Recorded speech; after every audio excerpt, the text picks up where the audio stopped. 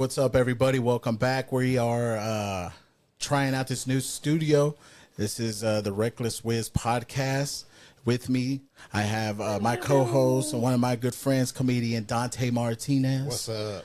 We got a couple guests in the house. We got to my left, we got comedian. I don't know why I keep saying comedian, but it's Lilli Lopez, because you're more than just a comedian. We're all more than just comedians, right? Yeah. Yeah, I think I so. try not to be dynamic. I like to keep that shit real simple. Just whatever. You're just Dante. Just, yeah. All right. And to my right, we have CAIN. CAIN. I just go by CAIN. Yeah. Hey, everybody. And I like to think of us all as artists, you know? Oh, okay. Yeah. Talk about it, King. We're multifaceted, I believe. Yeah. What makes an artist exactly, though? The artist makes themselves Yeah. by making, Just creating. Yeah. I think not making money helps. Yeah, for sure. Well, then it's that's how you know you're a real it's like, what artist. is art? Oh, I was just reading a quote actually, and I've seen it before, but it popped up again today that said something like most rich kids, if you look at their lives, like they choose to be artists. So if all humans had the resources and their basic needs met, we would naturally choose to be artists. And that's a privilege everyone should have. Oh, yeah, definitely. But I think that's yeah. very much, that's true. I definitely live by those words. Like, Yeah. we're all meant to be creating and I agree. arting. Well, because like there's some Nepo babies. I don't have a problem with Nepo babies if their art's actually good. Like Willow, for example. She makes great I was music. just talking about this. Yeah. Yes. But her. also, it's like the reason behind that is because she's never had to worry about paying a bill.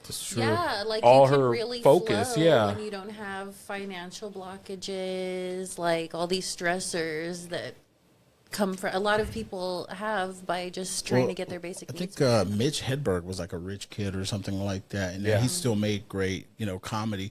A lot of people say like, "Oh, you have to go through this struggle, and you have to really be feeling that pain in order to make true stuff." It's like, nah. Nah, man. No. I gotta feel propaganda. happy at least. I do. I feel Yeah. happy to even want to try to make motherfuckers laugh. Yeah. 'Cause I'm depressed. I'm like, fuck this show. I don't want to do this at all. Right.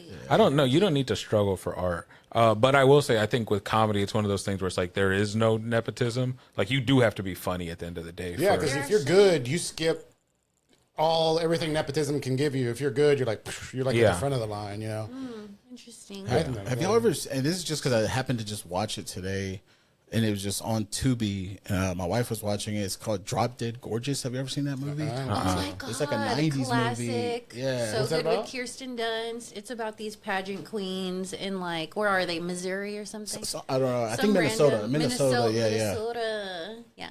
I just happened to walk in the middle of her watching it, and there was this lady that kept trying to sabotage her. This Yeah. Trailer Park Girl, which is a Kirsten Dunst character. It's like a right? mockumentary movie. Isn't there like Yeah. she elbows her or something in the trailer? Kirstie Alley is like in it, and she's the mom. She's the one trying to sabotage everyone because she wants to keep the crown in her family. So anyway, it is actually one of my favorite comedy movies. For real? I've never seen it before. I just happened to watch it randomly, or watched it from that part that I So walked into quotable. the end. And from what I got from it was that, like, they're rich, right? Like the Kirstie Alley character and her husband, and they're trying to keep their daughter, and they're putting all this money into sabotaging other people, right? And that kind of is like a metaphor for comedy too, I think. Well, it probably is a metaphor for a lot of things when they made the movie, but in comedy, if you have somebody that has money or power, they can definitely push you forward behind the scenes. You know what I'm saying? Yeah. Doesn't necessarily make that person better. It just brings them closer to being seen. Yeah, that's what it really is. It's just being exposure, seen. yeah. Exposure. Yeah. And then once you get to that point, it's kind of up to you to actually make things happen. Yeah, sell seats, sell tickets. I was Yeah. thinking the other day about like how fucking back in the day it was like with vaudeville, it was like they just had to go tour. You're like, you like develop your act, but your act really doesn't change. Like this is my act. Yeah. I'm not trying to look for new shit. I'm looking for new audiences. So that's why you're like going town to town and shit. Yeah. It's so different now, but Yeah. No, that's how it was like in the 80s. You could tour for 10 years with the same hour. and then still like So you could do that like 10 years ago. Yeah. Yeah. Because now everybody's putting out clips and stuff like that. So Right. when they go to the show, they're like, they don't want to see that clips. Yeah. So they're forced to do more stuff like crowd work. Yeah. I think Louis and probably like Carlin were like the first people to like put out new shit every year. I know that Carlin was like just an adamant writer all the time. Like I heard that he had like a computer, like this back in the day, like 70s and 80s when they first came out, and he was just like putting in jokes and just like had software full of them. I saw this video of Carlin and Richard Pryor, and they were trying to compare the two. Yeah. Even though Pryor didn't have that type of, he had a work ethic, I'm sure, but like not in the sense of constantly sitting down and writing. And they were both on the same show at the same time, and the effort coming from Pryor just was not as high, but yet people were laughing so much harder than they were with Carlin. You know what I'm saying? So, yeah. He can it's like he can hit the hearts immediately. You know, he's more like fucking playing the heartstrings or something. I think just to some people it just comes so much more natural. Too, it's a naturally funny thing, and just people love Pryor too. They're so different, though. I mean, because Pryor is like Richard Pryor is really a character too, and he's so dynamic. And George Carlin makes you think in ways that that the masses don't naturally think. So he's like he's like forcing critical thought, you know, and he's presenting it in such a way that it's like, yeah, this is funny, haha. Oh shit, I get this an hour later, days later. Like, oh man, I gotta write to my senators. Yeah. I remember people talking about him. They're like, man, his late specials, he was so fucking bitter and all this shit and angry. And I remember when I was watching it, because I had HBO when I was a kid and shit, I would watch those when they were coming out, and I was like, oh, I didn't catch that he was upset. Yeah. And I was just like, you know, I don't know, just watching it and enjoying it, but that's how unaware I was of. People were also just hating on him too, apparently, at one time, because I guess of the style that he changed, because he was more like just set up punchy and then kind of just slowly became this more subversive type of guy trying to do some sort of social commentary. You know? And it was almost like a scripted sense, you know, like everywhere, bum, bum, bum, bum, bum. Well, what happened was he was similar to like Pryor. They both started off like writing for TV, because that's like how you got popular back then. And then once, you know, he didn't need to be on like network TV anymore, that's when like the real shit started coming out of like how he actually felt about things. Love that storyline. Dang, that's crazy. I don't know. Comedy's just come a long way and it's changed. I want to bring up the fact that we all just recently saw the movie Friendship. By Tim Robinson. And what was the name of the guy who wrote it? I don't know. He wrote it and directed it. I said his name after the show. I was like, who is blah, blah, blah? And I was like, this was Andrew or something? Yeah. I got to do more research and look up who that guy is. But, man, that movie was so funny. And I feel like that is now where we are. We reached the peak of a version of comedy in this generation with that movie. I think it just had a lot to it. It was very layered. I've only saw it once, so maybe I'll go back and watch it another time and have a better idea of the stuff that I didn't really catch. It felt very art house comedy. You know what I'm saying? Like, it was an A24 movie too. So I didn't realize that. That makes sense. Well, I like Tim Robinson because he's just so absurd. Like, he does absurd in his way so well. And Paul Rudd in anything, I'm like, he's good in comedies. I love Tim Robinson, and also like you can see a shift in like absurd and sketch comedy after like I Think You Should Leave came out.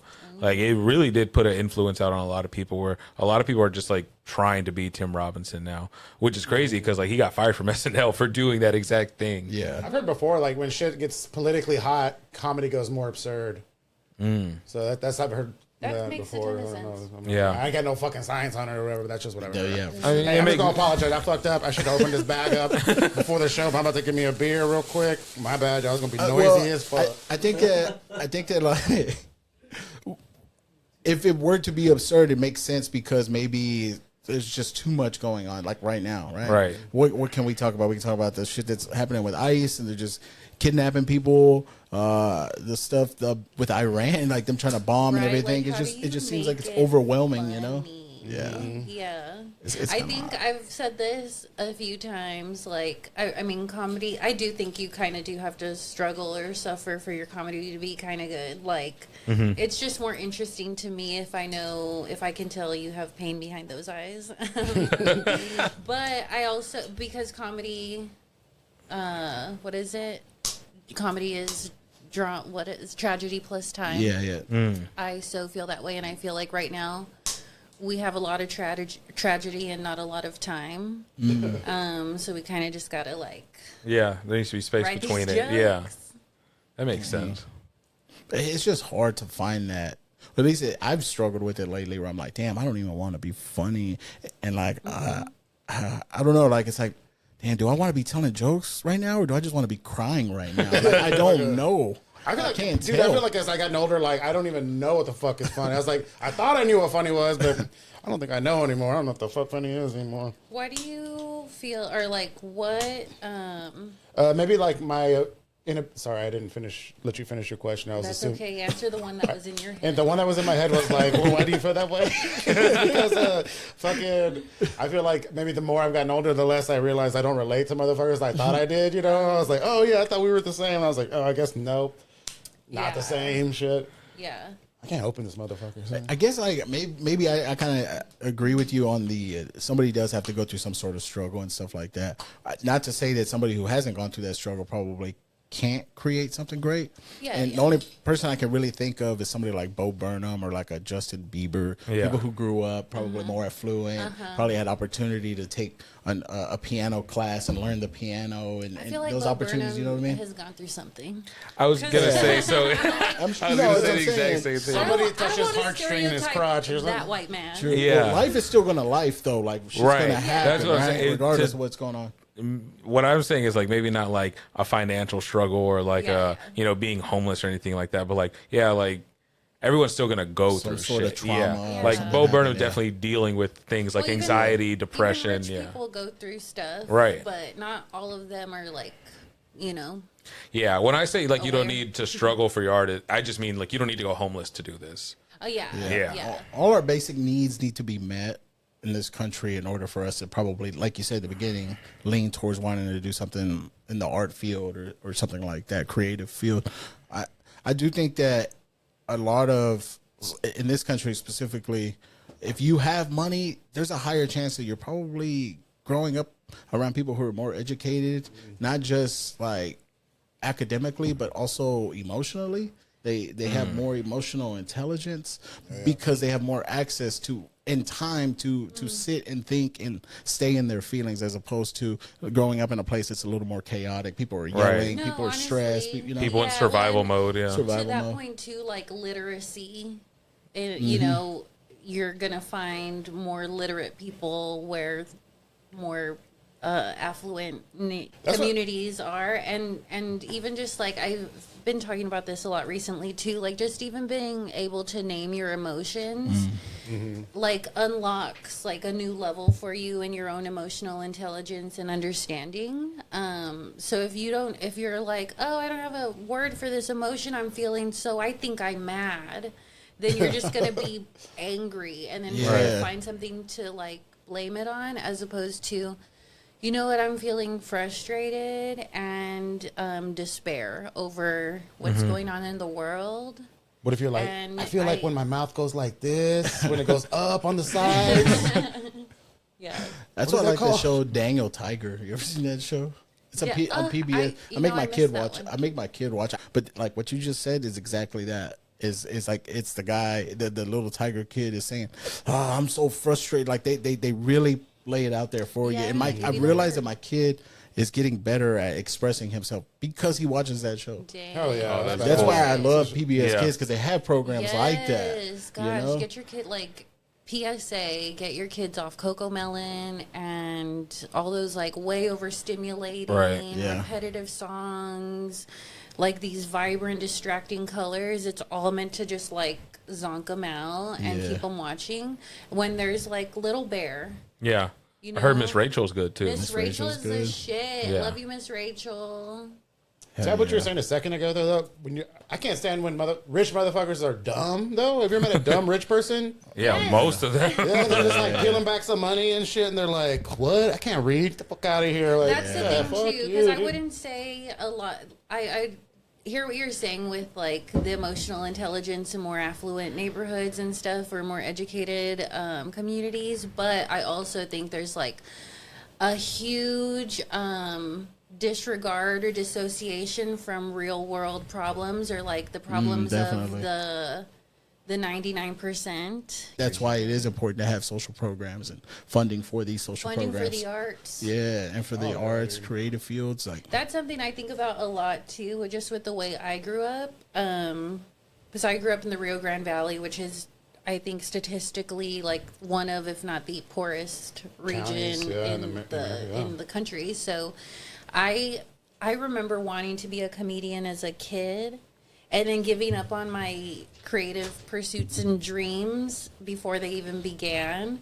Like, because I didn't see that. Well, I didn't see the representation in mainstream media, but I also just didn't see that there wasn't comedy in my hometown, and there was like maybe a museum, but my parents worked a lot, or like I wasn't exposed to art, and it was very much like pick something stable from a very young age.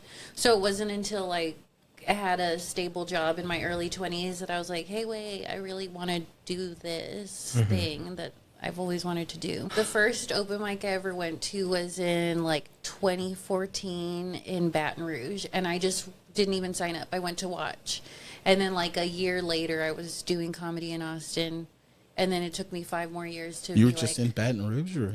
I went to grad school at LSU. Oh, okay. I lived there for a couple of years. Yeah, I was like going to watch at open mics like for almost a year before I even had the balls to go up. I just like, fuck it, I'll do improv first. Yeah, and I did improv forever because it's just like, oh, I don't have to be up there by myself. It like took the fears away, or like it made the fears less. But I still didn't know what the fuck I was going to talk about or what people would. Did you do improv too?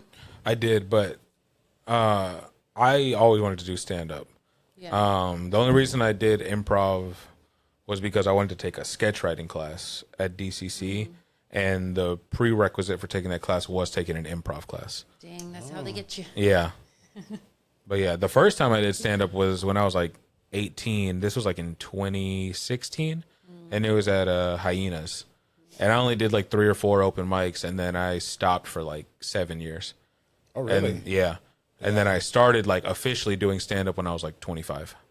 That was me. I did like a few open mics here and there over the course of like 5 years, doing a ton of improv, a little sketch and acting and stuff. Because I was just like, every time I did a little bit of stand up, I just kind of choked. Yeah.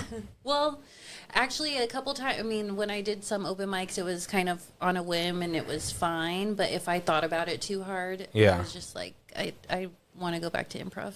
I Yeah. bombed Someone for a just fucking had me year. right I didn't know there was classes, or I didn't know what the fuck to say Yeah. up there. I was like, what the fuck? I like literally the first time I went, I got laughs the first time, and then like for a year, and I never got a laugh again.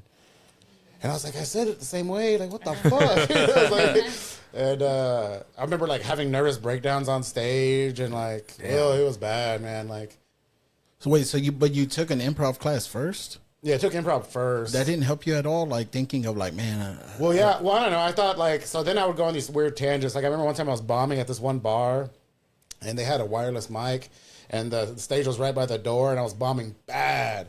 So I just like took the mic outside and laid in the street and was like moaning into the microphone, and I don't know, doing weird shit, and like. You're an experimental guy, though. Yeah. And then the fucking host was like, "Hey everyone, I just want to make this announcement. No one take the mic outside again." And like, I was like, he yelled at me and shit. He was like, "What the fuck is wrong with you, dude?"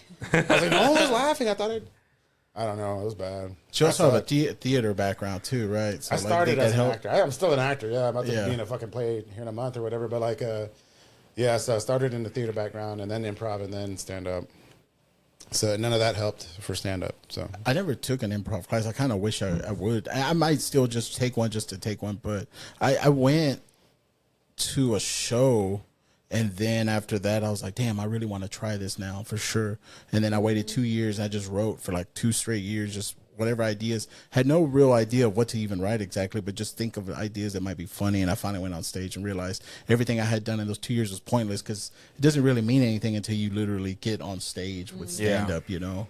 And then after that, I was just, I just kept doing it, just kept going, you know. I do feel like it would be good to take an improv class, though, or just explore other things. It does I give you love some it. tools, Well, more recently, I've been thinking of like just going to a jam, even, or trying to do a little bit of improv again, because it really does like exercise muscles that you don't use in stand-up. And I feel like because I started doing stand-up only when I moved here, but had all that improv training and experience, it definitely helped me. I took a clown class about a year ago. Who's the teacher? Yeah. Eli that Sellers. fool. Yeah. Yeah. It was super fun. We should all take a clown class together. I mean, I like Eli. Don't get me wrong. Eli's great. Shout out Eli. I took it because I've seen clowns kill without saying a word, Right. and I was like, "What are they doing?" That like there's something to learn there. I really want to learn how to do clown makeup. Oh, that'd be so cool. What I've learned from like the clowning makeup is that like it's almost like lucha libre in a way where everyone has their own identity. Like if you take someone else's like clown makeup, like it's very disrespectful. Like you have to like do it in your own way. Yeah. Damn, how do you get other motherfuckers to make your mask? For what? Lucha Libre. I don't know. I've never done that. Someone first. Or Yeah. I'm thinking of my clown face. And I thought about doing stand up in a lucha libre mask.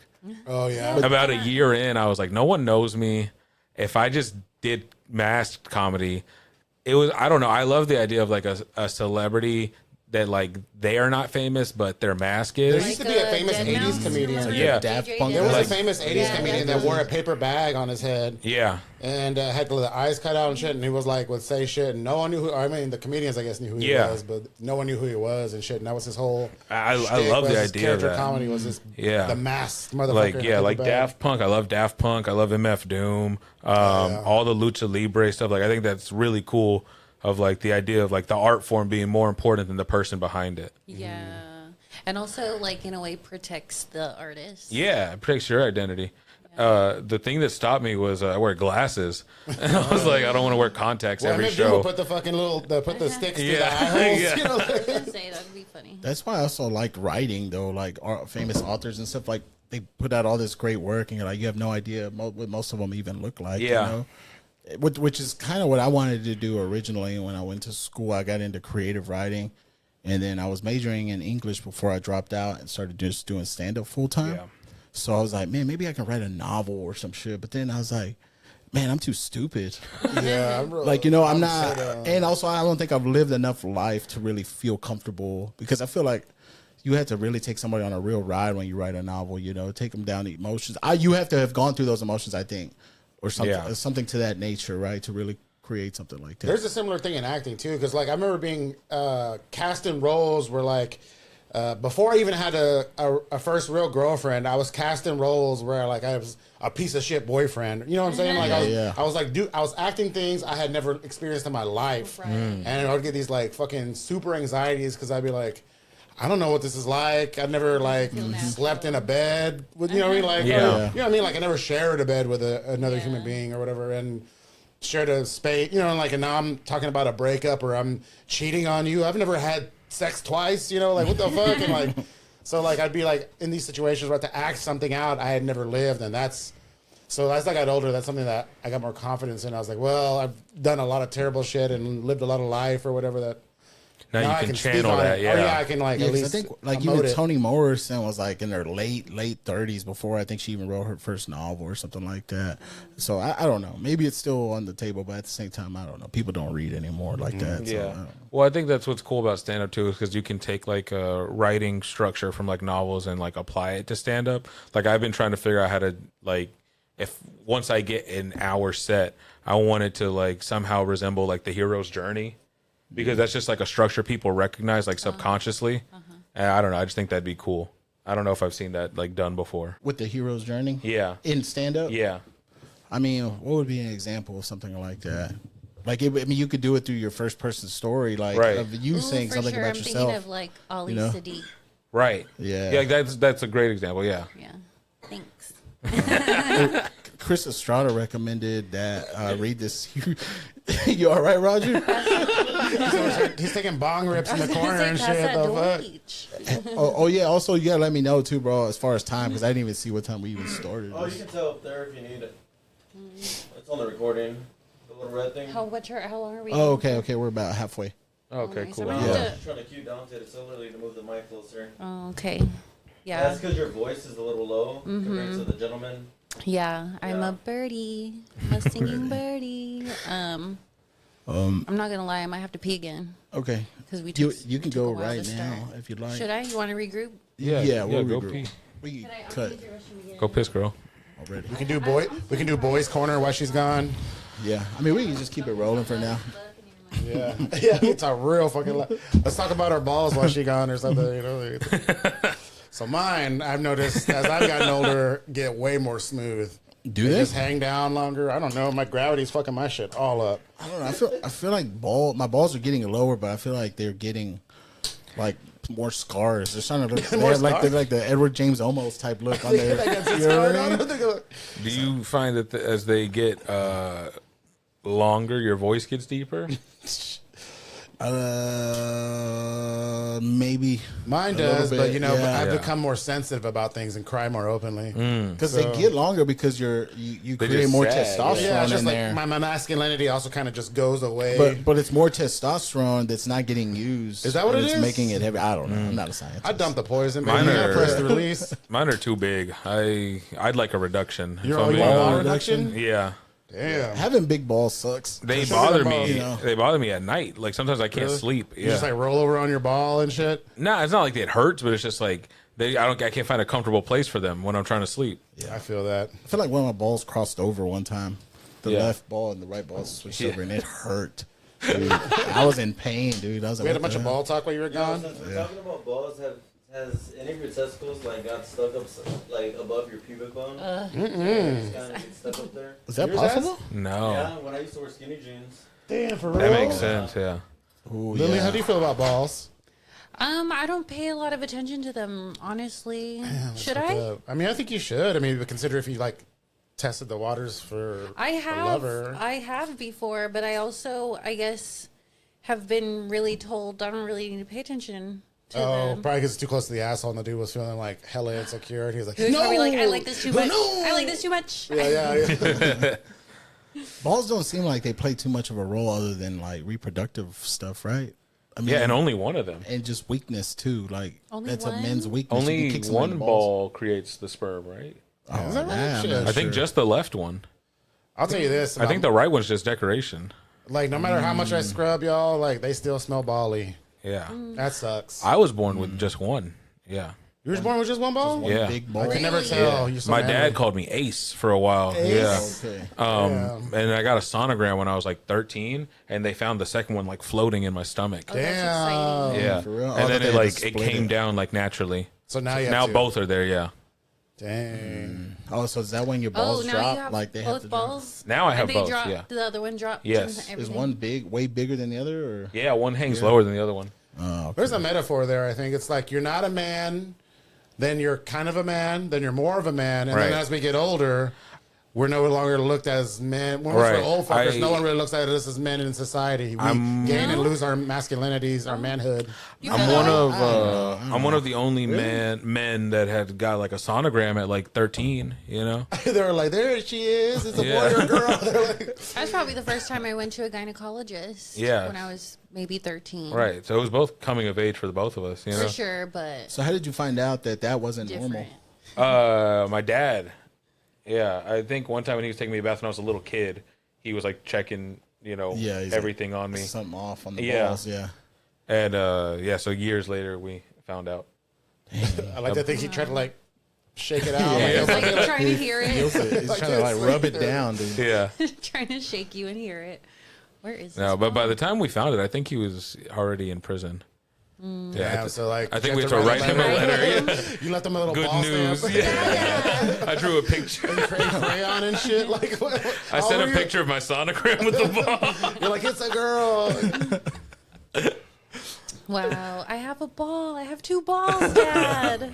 You can come home. You can come home now. Come home now. Don't be ashamed of me. Please come home. He got home and he was like, Let me see him. still ashamed.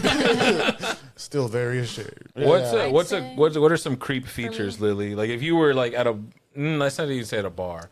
Let's just say if you were like at a comedy club and a guy was like lingering, would you be like that's a creep? No, I don't linger. Yeah. Or do I?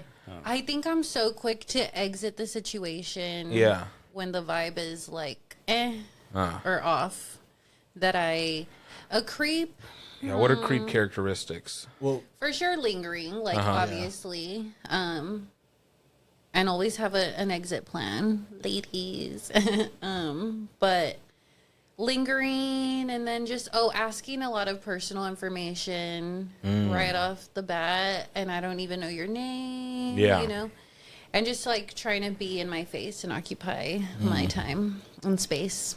That's creep. have you ever done anything creepy to somebody? I don't know. I remember one time I definitely came off witchy to this one guy, and I think I was just a channel in that moment because I was like we were just talking, and then I randomly was like saying like this city or that city, and I was like Louisville or something. He was like, why did you say that? And I was like, what? Why? Like, I was just saying whatever. And he's like, that's where my ex lives or is from. And I was like, oh shit, that makes me seem creepy. Like I did research, but truly in that moment, God was speaking. Yeah. Because then he told me this whole crazy story with his ex, and I was like, you might be a predator.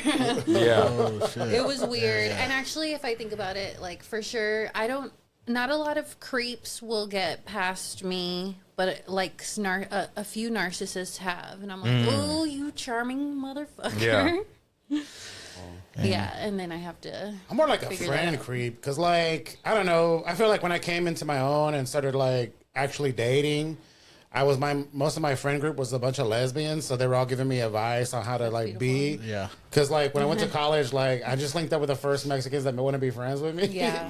And like they were all just a bunch of lesbian opera singers and shit. Oh, and like and a bunch of musicians and like, but like I was in this like lesbo crew, and That sounds so safe. so they were.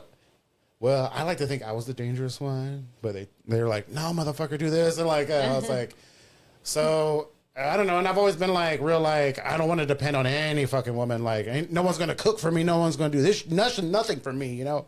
And so like anytime I felt like anyone didn't want a piece of this, I'd be like, nah, fuck you, I'm out, bye.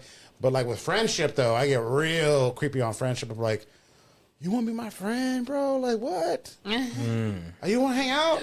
You want to hang out today? I'll get Like, a little butthurt maybe, but then I'm like, I get extremely well, fine. butthurt. I'm like, what the fuck? Like Tim Robinson in the movie kind of thing? Not like that because like. No, I don't know. No, because I wouldn't like just like. But you get your feelings hurt when people don't I want to get hang real out. sensitive on like friendships that like don't work out. I'm like, oh damn, I thought it was something different. Yeah. Just change the narrative, and everyone's your hater. Yeah, right. That's what rappers do. Shit. Yeah, and look, Yeah. look Ooh, that's is how it? successful they are. Yeah, I know, right? Yeah. Shit. That's been the case this whole time with rappers. They just don't have friends. They got shunned out of the friend group, dude. It's like That's Rocky, all don't it want me is. my friend. Yeah, I hate her. I think with like creep things, you know, like I was saying, it's a performance thing. Sometimes you go into a situation very confident, and then as soon as you get there, you just fumble the ball. I hate that. So I've had situations where like, oh, I'm gonna go talk to this girl, and like I hype myself up, and then I get there and I'm like, I gotta go, and then I just like leave, and then it's like, well, that looked weird. But then I just go home and I'm like, well, Yeah, I also think too, as a bigger dude, maybe I was a little more insecure. So I was already assuming that I'm going in with 2 strikes. Yeah, right. You know what I'm saying? Yeah, She's just waiting for me to fuck up. And I'm sitting there like avoiding every landmine. And then maybe I'll be like, we want to go back to my place and watch like American History X or something. Like something really stupid, thinking I'm being funny. And she'll be Something like, to make out to. she'll be like, Something that you would rather make out to, right? Yeah. I don't watch this fucking movie. I've definitely done that a few times where I fucked it up by trying to be funny. This even before comedy, just trying to do something stupid like that. But yeah, I guess maybe that constitutes as creepy. I don't know. So what? Like if you're not making out by the curb stomp in that movie, you know the date's going bad. no, I think it's one of those. It's some shows are good and some shows are bad, and I think that's the same with like talking to other people. Yeah, that's why you got to date Yeah. and do the same material. Yeah, for a over and long over again. time. Yeah. Even dates. If one works out with one girl, it's probably work out with a different one. Yeah, I'm niche. I'm fucking like I'm like a boutique cheese. Like if you don't like the smell of a certain kind of foot, you know, you go fuck with me. You know, like Pair me with a wine. Yeah. You don't like this bacon smoked Gouda? I don't know what it is. It's like, it ain't gonna work out. I can tell now. Where are you taking people on dates? Oh man. What's your go-to? like first date? Now that I know no one's special. No, everyone's special. That's the thing. If everyone's special, no one is. You have a go-to date spot? First date, yeah. Piranha Killer Sushi Ramen right there next to Arlington Improv. And that was before I even started comedy. That's far. Yeah. from Well, Wednesday. I take girls there because that way I know if they're picky or not. Yeah, because they have like sushi, raw fish, ramen. Why don't you shit say, like are you that. picky? Because I'm all right with that. No, I like to find out. You like to fucking test them? Be like, Yeah, because if you ask, people will lie. Yeah. They'll be like, "No, I'll eat anything," and then you take them Exactly. there, and they just want to get chicken strips. Yeah. What's wrong with a Chicken chicken strip. strip? Your palate's What more is he, a refined. babysitter? Yeah. I know, okay, Exactly. okay. Do you go into dates with the intention of like maybe making it a relationship, or you just whatever happens? No. Yeah, Yeah. You just Honestly, like, I'm dating trying to for? get laid, kind of thing, or I'm a like a one girl at a time guy. I'm not like whoring around. Like I'm not fucking 2 or 3 girls in the same week. If I am messing with one girl, it's usually just her until that's over. But I'm not we have to be in a relationship person. Yeah. A lot of situationships for sure. Yeah. I've had one like official girlfriend. Yeah. And that was like the first one. And then after that, I was like, oh, no, not again. Like you can't have a girlfriend, or they're Why? like, You were real can't hurt let my by heart it? out. They what? You like, I can't let my heart out again, or No. like, Yeah, that's what I'm No, I'm very quick to put everything on the line. Yeah. But then as soon as they're like, oh, we should commit, I'm like, well, hold on. This is what I wanted, but damn. Yeah. I No, said let's get married, but I was just that was just in the moment. I don't know. The first relationship I ever had, I didn't, have anything before that. So I didn't know like how to do things. Honestly, if I knew like what dating was supposed to be, because I hooked up with that girl and then like the next day I was like, you're my girlfriend, right? And she was like, yeah. she's like, yeah. Yeah. So also like yeah. fault on her part because she was also older than me. So she should much have older? said something. 3 or 4 years. But how Something old like were that. you? 21. Okay, well, And she was everyone's 25. adults-ish. Well, neither of your frontal lobes were fully developed anyway. Hers so. was. She was 25. It actually is later than 27, right? 25. It's I was 27. reading that it's actually like in your by 30, like Yeah. early Prefrontal 30s, if cortex you is really fully- look at And the what data. goes on in that frontal cortex? A lot of impulse control type shit. Because I used to cry a lot. is this I probably? used to cry way Yeah. more. Yeah, now I'm like just stone cold. Don't give a fuck. Okay, Really? I still cry. I have a lot I of cry water in my more chest. now. Really? Yeah. But I think that's because I've recently become like more emotionally intelligent. Yeah, I was gonna say I still cry, but I know why I'm crying, and I don't like it. Doesn't take over, and it's not like days on end. I'll have a cry, and then I move on with my life. Yeah. Weird shit'll get me. Like shit I won't expect. Like the other day I was watching wrestling. I started to cry. Did you really? Yeah, because Who does? The acting was so impeccable. no, Jey Uso won the WWE championship, and he's been in WWE for like 15 years. Like happy cry. You mean? Yeah, Like, okay, I was so yeah, happy yeah. for him. I was like, oh, he reached the pinnacle of like his career. I haven't cried in a few months, but I was crying a lot, like around December and January. Yeah. Like a lot. I even cried on stage, and it just came out, just like out of nowhere. And it was the first time I've ever done that. But I also have a brain tumor, and it's like For real? yeah, and it's like How did you on my find out? pituitary gland. So it affects a lot of my hormones. And apparently, that like can affect the estrogen and testosterone levels that you have. Wow. And it wasn't, so I had to go and get the MRI and get blood work. So now I'm on the medicine, and I feel like it's helped a lot. Yeah. And that is a lot of it too. Is like we all have those in us, right? So if one of them is higher than the other, you're more likely to like feel a little more emotional and Did stuff it like like Yeah. change up your bra size? Yeah, and shit? dude. Like, For real. I think that No. I think that's funny for the doctor to be like, hey, you have a brain tumor, and it's gonna make you real bitchy. Yeah, you're gonna be a sassy bitch. it felt like that for a little while. I was like, damn. So yeah, your streaming algorithm's gonna get real fucked up. but it's back under control. When did you find out you had a brain tumor? I About feel like a I year knew ago. this. Yeah, I think I might have had a conversation Yeah. with you. It was about a year ago. Oh man, that's It was because I wasn't like able to lose any weight. I was like, man, why can't I lose any weight? word, dude, that's And like I was on the Ozempic, the compound, right? And he's like, you should have lost some weight by now. Like I was like, I've been working out, been trying to eat better. He said maybe it's something else. And then he recommended I get an MRI, and then I come to find out I had this fucking brain tumor. It mostly is also pressing up against my optic nerve, so it could be making me slowly go blind on one eye, which I kind of feel like blurry vision every once in a while. I get these headaches. I've been getting really into like trying to do more research on what the fuck would give me a tumor, and a lot of it is things as simple as like plastic that is in our foods, in our clothes, the microplastics. Yeah, we all have like a plastic spoon in our brain right now. Yeah, and that stuff could be fucking us up, and that's or at least that's where For I'm leaning sure. towards, because they won't give me a definite answer on, like a definitive answer on like, what it is that they gave it to me. So I think that could be also affecting a lot of people's hormones without them even knowing it. That's why I'm all like push for more natural fibers and things like that. Oh, yeah. And also just if you ever feel a certain way, like you feel off, go fucking get checked, because all of this shit has microplastics in it, right? They say we all have microplastics in our nuts already. Yeah. So like, go get checked, go find out, because the insurance companies are going to tell you, hey, go get examined. Go, you know what I mean? A whole lot of steps had to happen before I even got to find out I had a fucking tumor, Yeah. insurance fucking sucks. That's the lamest shit ever, dog. My insurance is terrible.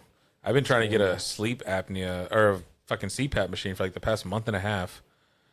You need a CPAP. Yeah, my doctor told me, actually this week he told me that I have severe sleep apnea and that I stop breathing 37 times per hour when I'm sleeping. Damn, that's a lot. That's Man, most- insurance should be. So Can you scary. imagine Yeah, if that's a like lot. insurance was not so technical and legalese language and all Yeah. this shit in medical language, and it was just like one of your fucking. It was in the voice to be like, "Come on, man, you don't Yeah. need that shit. yeah, you don't need that shit, bro." That's You don't what it need is, that though. shit. That's That is what what they're they're doing. telling you. Then Yeah. you'd be like, "No, I fucking need this," but then when you read the letter and like, what does this even fucking say? Like, Yeah. are they saying no? Yeah, and I had this conversation. I don't want to out the doctor that told me this. Was I am still trying to lose weight, because when I found out I had the tumor, I've lost 50 pounds since then, right? And I'm still in the process of losing weight, working out. And they're like, man, maybe you need to get on Ozempic, like actual Ozempic or Mounjaro, the shot thing, right? And it's just so fucking expensive. I can get you that But- black market Mounjaro. I got a plug for that. But if you're actually diabetic, the insurance will cover it.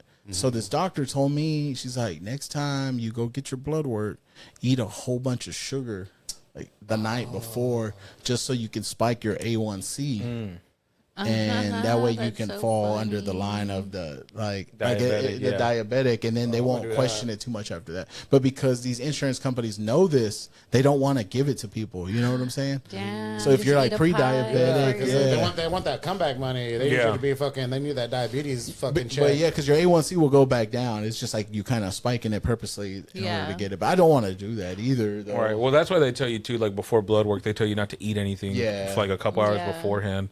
Because last time I went, I forgot and I ate like lunch before, and the doctor called me like concerned and was like, "What did you?" He was like, "Your triglycerides are like terrifying me." And he was like genuinely concerned. Like I was kind of laughing. I was like, "Oh, really?" And he's like, "No, I'm being dead serious." He's like, "I want you to come in right now and draw blood again." He's like, "Because you're like, I think it was." He's like, I think you're gonna die. Like he was literally like, "You're gonna die." That like, happened to me in the reverse. I like because like I just like take my medicine by reflex in the morning, and like I have them all like in the little pill thing. Yeah. And like I just like woke up and took my meds and like then went to the thing to get the blood test and stuff. And I was like, my doctor was like, "Man, you're doing really good right now." And then I was like, "Oh fuck, I took my medicine this morning." I was like, "Whoops." Yikes. Yeah, Oh, no. wait, you're not supposed to take the medicine before the blood work? You gotta That's what go I in ate, raw. only water. Only yeah. water. So Oh, I remember you- like, "Oh fuck, I took my meds this morning." Ah, dang. Yeah, no. My doctor told me that day that I did it. I think like a normal high level for triglycerides is like high is like 200 milligrams in your blood, And I think that day I had like 1,500. So he was like, no, you're literally like, you're going to die. They should do all these like, He's like, how fucking are you standing? triglycerides and all these like levels that no one knows. It'd be like fucking yuck. Like, all right. And be like, Yeah. I'd They hit should have a it. different scale. Yeah. You want to just change all the scales to sound effects? You want to be able to hit this shit on a button, bro. And It's to so hear scary. your It's like, test results, put these headphones on. When you're doing good, it's like, Honestly, make going to the doctor fun. I know. That's what we need. We just need healthcare in this country across I the know. board. I've been using up my health insurance lately. I'm like, I didn't have health insurance for several months, so now I'm like Hell yeah. cashing it in. Yeah. I've been I doing got that the past like copay. month.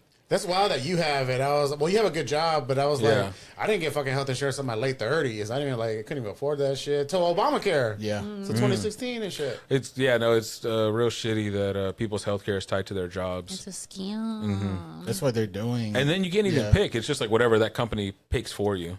Yeah, And that's just and then expensive sometimes. Yeah. And it yeah, doesn't and you cover have to like anything. shop for what your needs are, and it's all just such a gamble. Yeah. My job doesn't even do that. They're just like, this is what we have. Like, you can't shop around. This is it. That We was don't what's cover great, though. fat. Yeah. We'll cover all the other shit. But that's Almost. what was great about the Obamacare when it did come out, because I had just started stand up and then I had just decided to go to school full time too. Yeah. And I didn't have any health insurance because previously I had it before with the employer, and then the Obamacare thing happened, and then they gave me a tax, whatever it is, right? Yeah. And it made my healthcare free, so I had free healthcare for a few years. Like, I'm just waiting to hear back how much they're going to charge me for that CPAP machine. Because that's what they're doing now. They're talking to the insurance to see how much they're going to cover. Man, I bet TikTok has like a black market CPAP you should They get. probably do. but if you get diagnosed with it, they're gonna give it to you at the discount. Yeah, but You I'm have to, yeah. but that's what I'm wondering is how much they're going to approve. I wonder if they're still going to be like, oh, out of pocket, you still have to pay like $2,000 or something. Nah, Dude, it won't can be I that tell much a shit. CPAP It'd be story It'd be that- like 500 maybe. That Maybe. story where I have a CPAP. Yeah, So like me and Dante shared rooms before. I shared a room with him one time when we did an out of town gig, and I like just heard something, and like I just saw Luis going like he was like had the CPAP thing, and he was like just like going like this, and I thought he was convulsing, and I was like Luis, I like jumped out of bed. I was like Luis, wake up, and he's like stop, and I was like what's going on? He's like I'm just getting the water out of my CPAP, and I was like oh fuck, you look like you look like you were convulsing. Yeah, I was like, I had fucked up. Something was turned all the way up, and it caused a lot of condensation in the hose. So I'd Yeah. be sleeping, and there'd just be water building up in there, and I would start to choke on the water. I'd be fucking like, waterboarding yourself. and you can take the hose off of the mask. Yeah. And sometimes in the middle of the night, I would be like, oh, what the fuck? Take it out and just start swinging while I'm dead. Like still swinging the hose. So maybe water was hitting you. I don't know why I woke up, because it wasn't loud, but I was like this. I was like, oh, this motherfucker is like having a seizure, you know? I was like, what the fuck? But we had gotten fucked up probably the night before too. Yeah, I think like, we were so all drunk and shit. sometimes when we get drunk on the road and then you go eat something and you're like, all right, I'm That's gonna funny to fucking get drunk sleep. and still be responsible enough to put your CPAP on. All right, I have to sleep with that CPAP. You'll see, bro. Once you Yeah. start sleeping with it, you're like, your You'll whole see. He life puts the will change. burger Huh? inside. Your whole life gonna change. Now you're gonna have all No, this I energy. that's what I was looking for because I don't think I get any good deep Yeah, because if you sleep. do have sleep apnea without a CPAP, Yeah. already. But let me switch it up real quick so we can try to plug these shows that we got coming up. yeah, Some we of got us are doing shows. them together, starting this Friday at. If you want to plug that one, Yeah, Friday, June 20th at Dallas Comedy Club at 10 o'clock. We have Live from Deep Ellum. Is a super last minute show that I got put together, and we're just trying to sell tickets to that one. It's gonna be a real fun time. I'm gonna be on it. Luis gonna be on it. Lily's gonna be on it. A couple of new Man, why'd you have up me on and it? What the comers. fuck? Your Sorry, name is Dante. on I'll the never forgive you for flyer, this but shit. pull up. Yeah, I'm gonna pull up. Pull up. Dare you? I have a. Don't some- fall we got asleep. all Well, y'all. I also reached out to like some newer comics too. So there's gonna be Yeah, some big up newer to these comics guys that are coming gonna be up. on the Dallas got a show. real fresh scene right now, Yeah. by the way. So, So it's gonna be a good mix of older comics and younger comics, and yeah, it'll be fun. Everyone's just gonna be doing kind of just normal showcase. Yeah, then Dante and I have this Sunday, the 22nd, at Fort Worth Hyenas. I'm co-headlining with Chris Estrada. Chris is a really funny guy. He created the show This Fool on Hulu. He's also been on this podcast, and we're going to have him on the podcast that same day. And Dante and Carrie Smith are going to be on the show, so it's going to be a great show. Tickets are available for that right now, so peep the link in the bio. On the 29th, we are going to be in Albuquerque. Dante, CAIN, and possibly Carrie. So, yeah, if you're in Albuquerque, come check us out. Or just send us a message right now. We'll give you free tickets.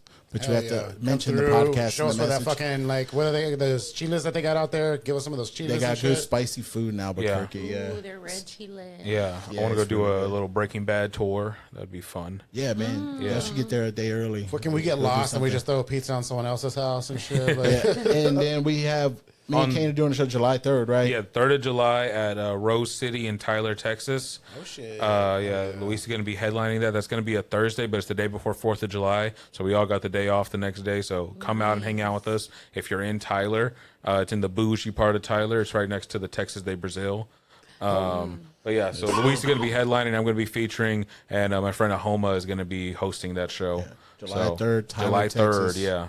July 18th and 19th, I will be back with my buddy Ralph Barbosa on his tour at the Venetian in Vegas. So Vegas people, wow, yeah, swanky. dude, those shows are cool. Yeah, I bet. Yeah, we did it last year. It was pretty fun. Or the last 2 years, I think. But yeah, the Venetian for Las Vegas, and I hope to be back at Wise Guys soon at Las Vegas also.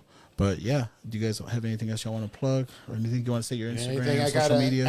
I'm at Damn Dante. You can catch me the end of July and like the first half of August. I'll be in a play at the Ochre House Theater in Dallas, Texas. So if you like theater, come check that shit out. That's it. That's all I got right now. What play is it? It's an original work, so I don't know. We haven't even read the play cool. yet. It's not even done being written. So I went to your last play. That was fun. hell yeah. You can follow me at Combo Loca, and you can book me as well. August 1st and 2nd, I'll be in Lowell, Arkansas at the Grove Comedy Center Complex, whatever they want to call it. And I'll be hosting for Derek Staup. So that'll be fun. It'll be 4 shows. So if you're in Lowell, Arkansas, or just in the Fayetteville area, August 1st and 2nd, I'll be out there. And my Instagram is funnycain_. That's FUNNYCAIN_. And you can click the link in my bio, and all my tickets are there. Cool. We appreciate y'all listening. Let us know what you think about this studio, and all that information will be in the description. So, yeah. Thanks again for coming out and listening. Oh, wait, nobody came out. Thank you for listening. Thank you Come for to the coming shows. out during Pride Month. All the links in the bios. Thank you. Come to shows. Happy Pride Month. Happy Pride Month.